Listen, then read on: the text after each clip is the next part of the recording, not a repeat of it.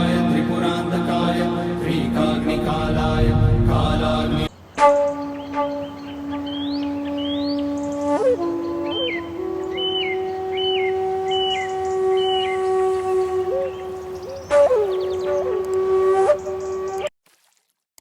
हर हर महादेव मित्रों, हटीले भक्त चैनल में आपका स्वागत है। मध्य महेश्वर या मद महेश्वर यात्रा के चौथे और अंतिम भाग की शुरुआत करते हैं। द्वितीय केदार मध्य महेश्वर महादेव के दर्शन के बाद 2 किलोमीटर का एक सीधा पहाड़ चढ़ने के बाद बूढ़ा मद महेश्वर के दर्शन किए और फिर संध्याकालीन भव्य आरती में सम्मिलित हुए। रात्रि में एक संतोषजनक नींद लेने के बाद मद महेश्वर में एक सुबह ऐसी भी।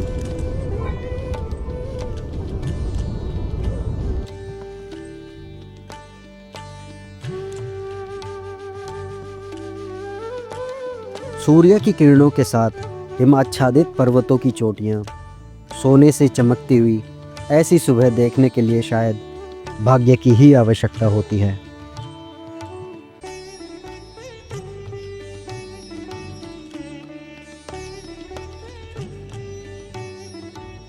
मंदिर की आरती लगभग 8 बजे शुरू होगी।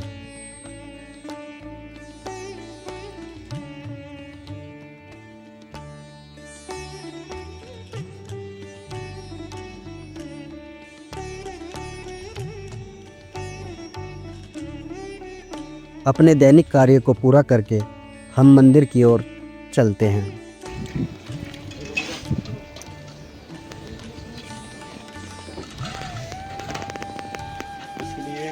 शिव कैलाशों के वासी डोलीदारों के राजा शंकर संकट हरणा।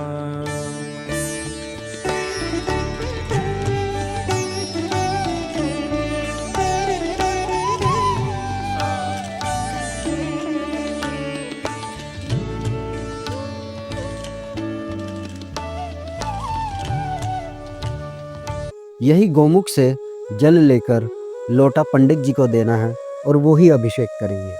हम सीधे महादेव का अभिषेक नहीं कर सकते हैं। विचित्र है, पर जो भी व्यवस्था बना रखी है हम उसका पालन करेंगे।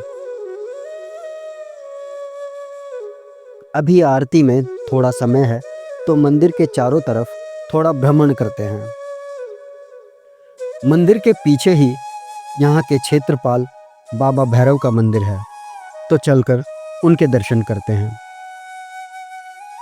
एक बात तो तय है, यदि आप पहाड़ों में हैं तो कोई भी चीज़ आसानी से तो नहीं मिल सकती। बहुत आसानी से अगर कुछ मिलता भी है तो उसके लिए भी अच्छा खासा परिश्रम करने की आवश्यकता है। ये तो सत्य है कि कड़ी मेहनत थकान नहीं लाती, बस संतोष ही लाती है। खैर, परिश्रम से कैसा डरना। कुछ पुरानी पंक्तियां याद आ गई। चलता रहूँगा पथ पर, चलने में माहिर हो जाऊँगा, या तो मंजिल मिल जाएगी या अच्छा मुसाफिर बन जाऊँगा।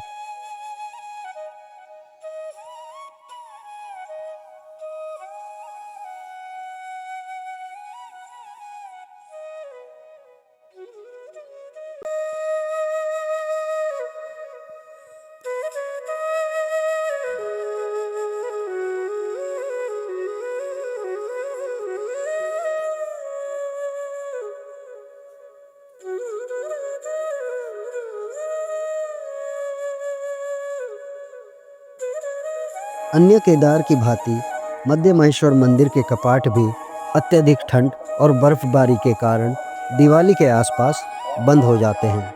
यहीं से बाबा की डोली ऊखी मठ में ओंकारेश्वर मंदिर में जाती है।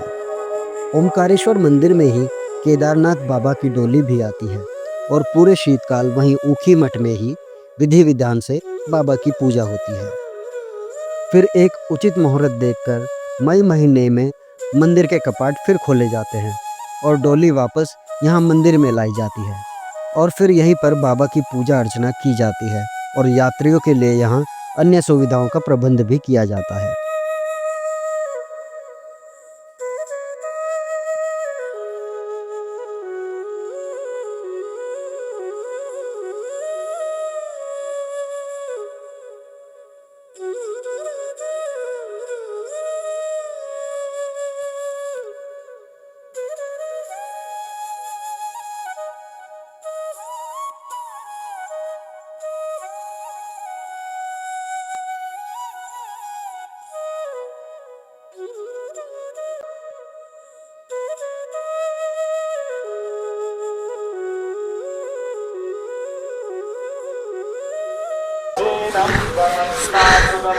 सुप्रभात मध्य महेश्वर से।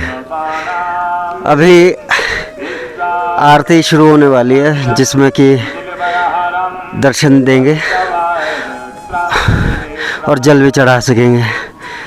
तो यहीं पे सामने ही मंदिर के बगल में ही एक गौमुख है जिसका जल शिवलिंग पे चढ़ता है, बट हम डायरेक्ट नहीं चढ़ा सकते हैं। वो पंडित जी चढ़ाएंगे, लोटा हम उन्हें देंगे, जल वो चढ़ाएंगे। दूसरी एक मन की बात ये भी है कि इस द्वितीय केदार के साथ दर्शन के साथ हमारे पंच केदारों की यात्रा पूरी हुई है। तो ये प्रभु की और अपने बड़े बुजुर्गों का आशीर्वाद है जिसके कारण ये यात्रा सफल हो पाई है। हर हर महादेव। आप कुछ कहोगे? हर हर महादेव। अच्छा, बस यही कहना है। हर हर महादेव। हर हर महादेव। ग्राम्याचार्य तपमाद्यज्ञात् सर्वहोतारि चाः तामानि जग्निरे छन्दाग्गो विजग्निरे तपमाद्यजो तपमादजायता तपमादस्वा अजायन्त जेगे शोभयादताः गावो हव्यग्निरे तस्मात् जाता अजावयः तं यज्ञं बर्हिः प्रोक्षन् पुरोगन् जातमग्रतः तेन देवा अयजन्तो बाध्या श्रीकयश्चर्ये जलपुरोगं व्यददोः कतिधाव्यक्षरूपं तपति शिवलनं भूमिकं पायमानम् संवं वं वहारमूरति श्रीमुकुटजटां शेखरं चन्द्रबिम्बम् दं दं दं दं दीर्घकायां विकृतिनखमुखम् ऊर्ध्वरोमां करालं पं पं पं पं पापनाभं प्रणमधिपततं भैरवं क्षेत्रपालं रंग रंग रंग रंग। इस वर्ष की यात्रा का फिर से वही समय आ गया है जो हृदय को थोड़ा सा कष्ट पहुंचाता है।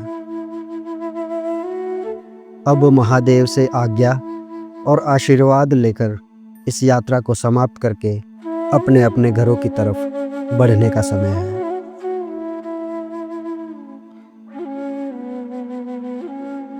स्वाभाविक है वापसी में हमें कम समय लगा है मधुगंगा तक पहुंचने में, क्योंकि अब सब ढलान वाला ही रास्ता था।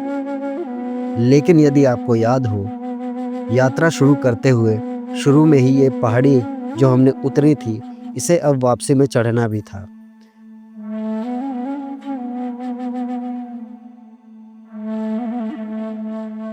राशि गांव से अपने अपने वाहन लेकर अपने घरों की ओर निकल पड़े थे। दूर पहाड़ों के पीछे आज के दिन के सूर्य भी अस्त हो रहे थे। सड़क पर चल तो रहे थे, लेकिन रह रहकर इस पूरी यात्रा की स्मृति दिमाग में घूम रही थी। हर वो पल जो मन को प्रसन्न कर रहे थे, भक्ति और ज्ञान से प्रेरित होकर हर वो क्षण दिमाग में चक्र की भांति घूम रहे थे। मन भावुक हो रहा था। अंततः सत्य तो यही है, सुख के या दुख के जो पल आते हैं उन्हें जाना भी पड़ता है। अगली यात्रा में फिर मिलेंगे नए उत्साह के साथ। हर हर महादेव।